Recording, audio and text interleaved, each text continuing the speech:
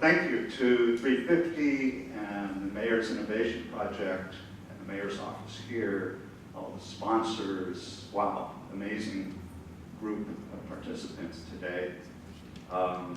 And I am quite certain that we've moved the dial and that a lot of resources are going back to offices, to people that can make a difference, that can divest, that can move the dial, that can further this conversation.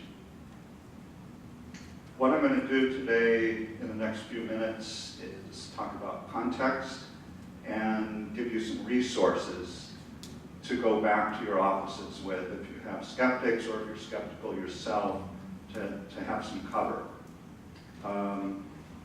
Introduce myself, Eric Smith. I founded a practice here in Seattle, Good Funds Wealth Management. I'm a certified financial planner and an accredited investment fiduciary.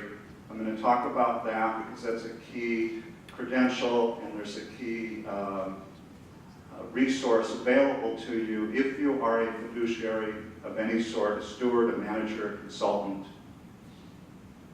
So we're going to go through those topics of context. But first, I wanted to release some data that will be published and is not published yet. It will be published in a peer-reviewed Journal of Population Science. This is after the climate crisis, the world population. As you can see, the microbes are doing quite well. Cockroaches, they're having a little trouble. Legos are even in the picture there. And another study found that 63% of statistics are made up on the spot. So, no, seriously, is this a required investment?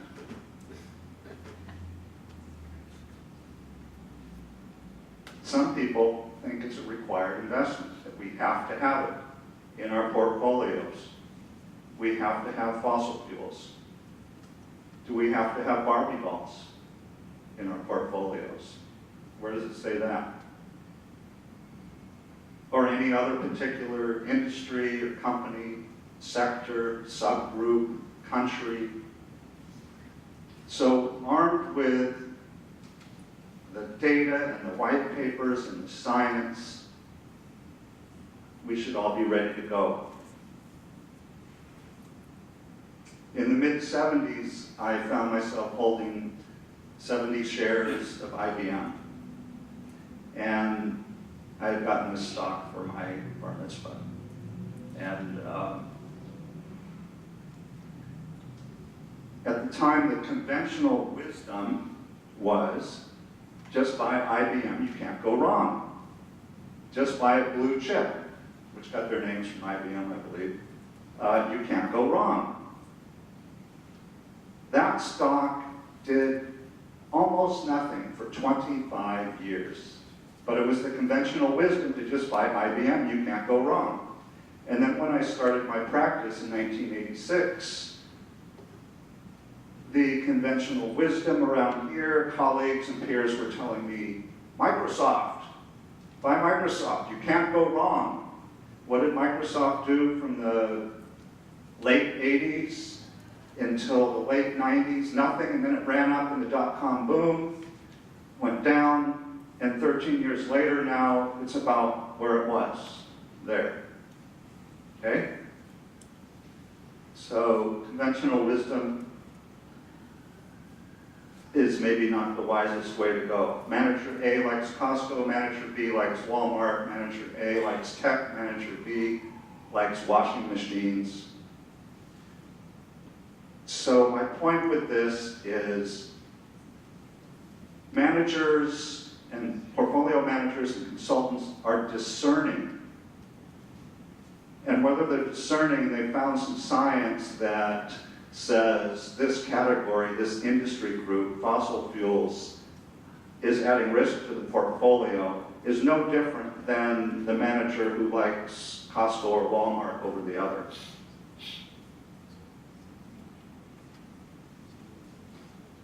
Let's take a look at some of the others that have their ear to the ground, I think, in this category. Lots of foundations, huge pension plans have been mentioned today already. Real leaders in integrating environmental, social, and governance factors. So if you're having trouble in your committee, group of supervisors, councilmen, boardrooms, executives, with this conversation, you've got a little bit of cover here. And you've got good company. Craig, on the board of US CIP, that's the trade association, it's a treasure trove of resources. So that's another bunch of resources. Socialinvest.org, as Craig mentioned, which, by the way, every couple of years measures the amount of money in this space.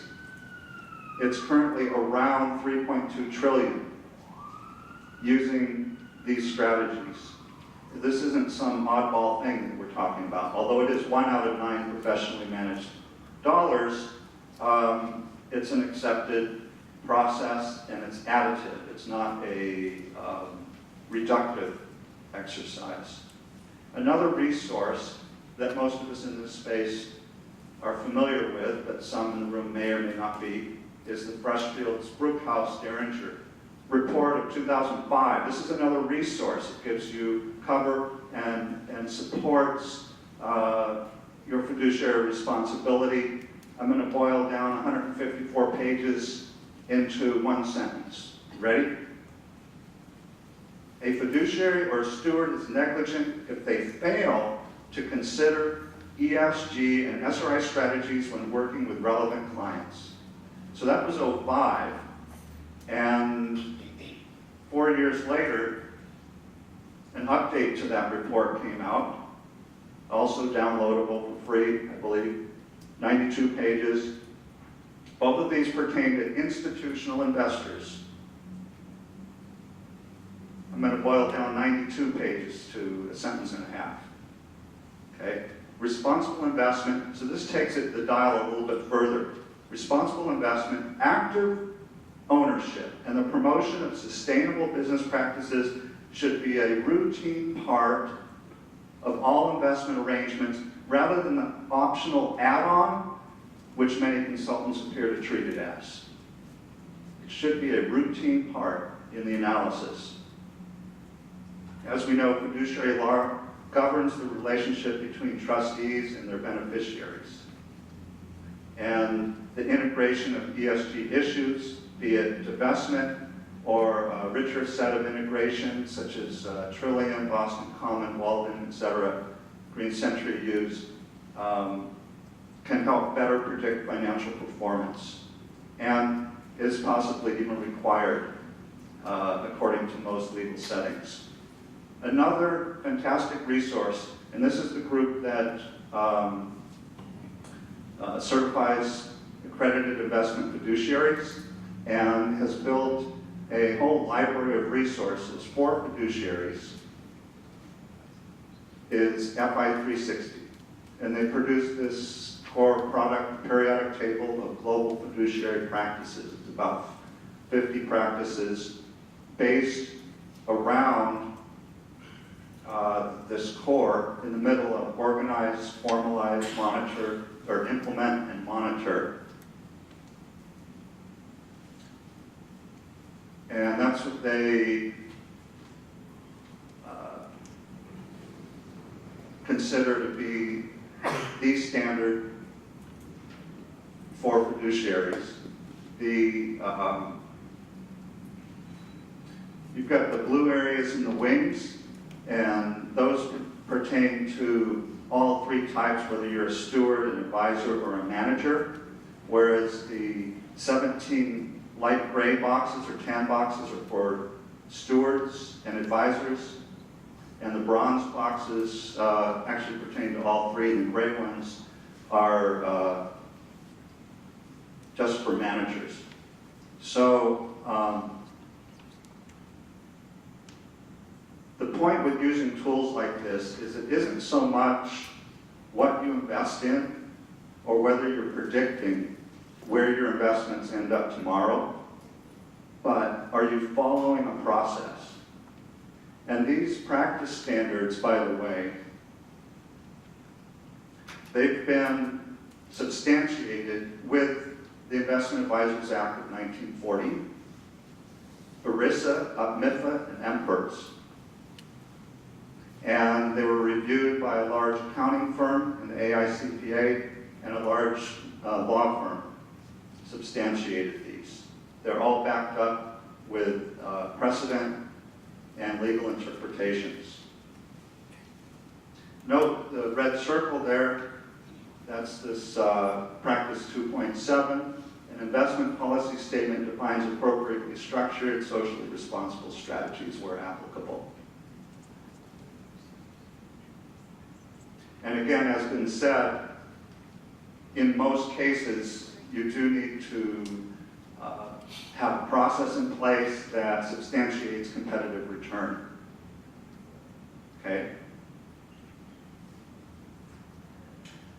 Well, we're not alone with this. There's sort of 4 categories, and a city may be all 4 of these, or another organization like an endowment or a foundation or a church. So the first quadrant upper left, that's the value-seeking investor. I want lower risk and higher returns.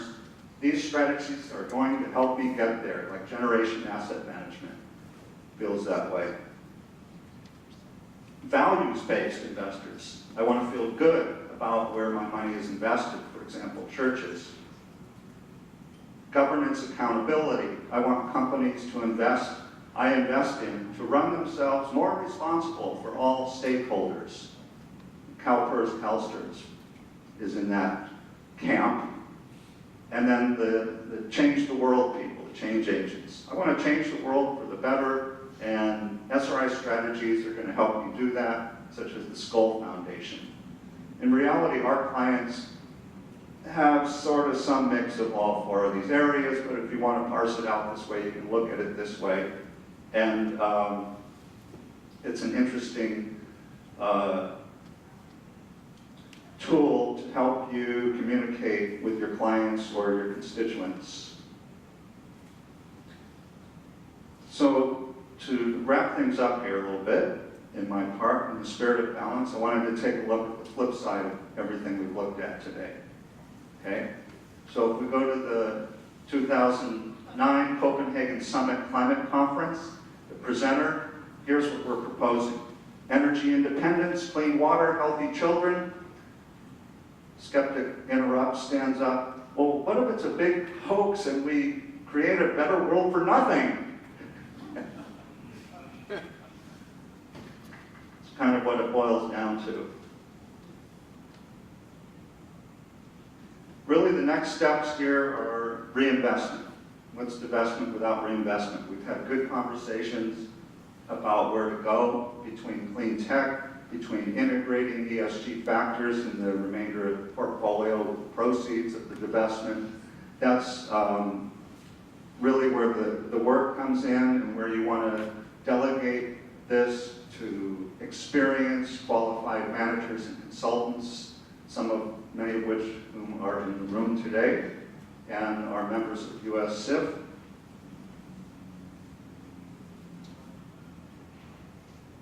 So allow us to be your resources as we move forward. I'd like to open it up to good conversation and critiques and Q&A at this point. Thank you very much.